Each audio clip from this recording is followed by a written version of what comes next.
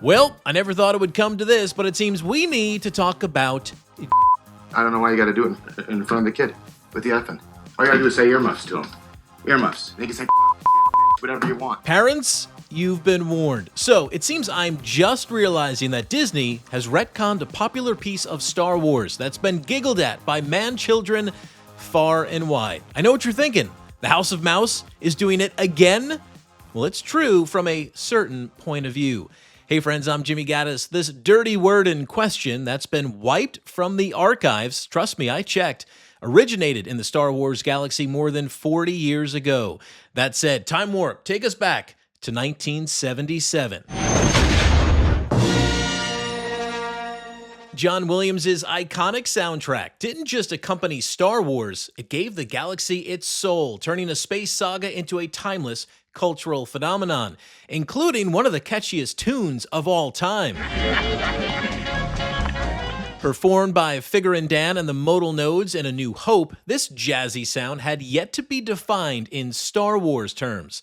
Fast forward to 1983, back on Tatooine, and we get another taste of this musical genre in Jabba's palace, courtesy of the Max Rebo Band. You get out of my video. You weren't around yet. There we go. Much better. Accompanying the movie was the novelization, which, side note, came out before the movie was released, which is still wild to me.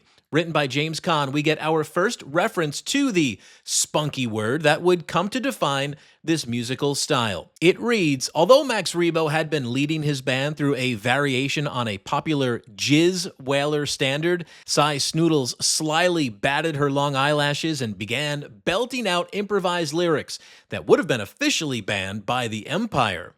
There it is. Jizz. For those who may not know, when a man loves a woman, the fluid he delivers to fertilize her egg is commonly known as, well, jizz. Short for jism, which by some accounts has been the slang term for semen since the late 1800s. While the novel gave us the term jizz-wailer to define the musician, it was 1995's expanded universe book, Tales from the Mos Eisley Cantina, that gave us our first reference to jizz being the name of the musical style.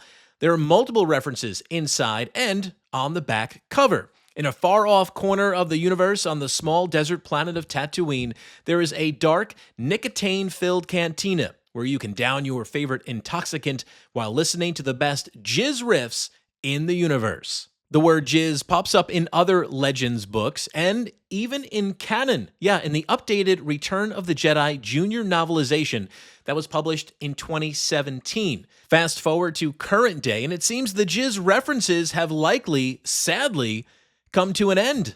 Let me show you. So my Secret Santa gifted me the Return of the Jedi edition of From a Certain Point of View. The collection is now complete. Thank you, Matt.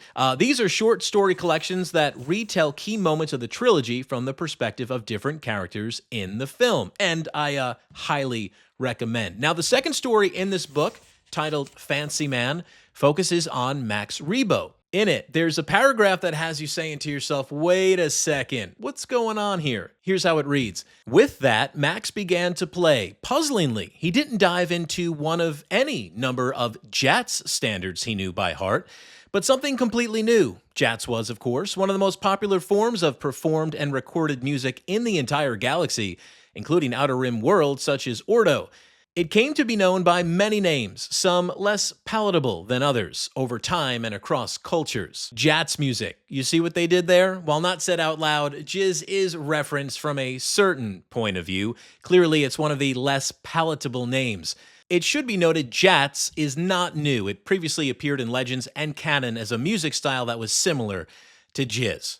I did it! Got through the entire thing without a single jizz-related pun.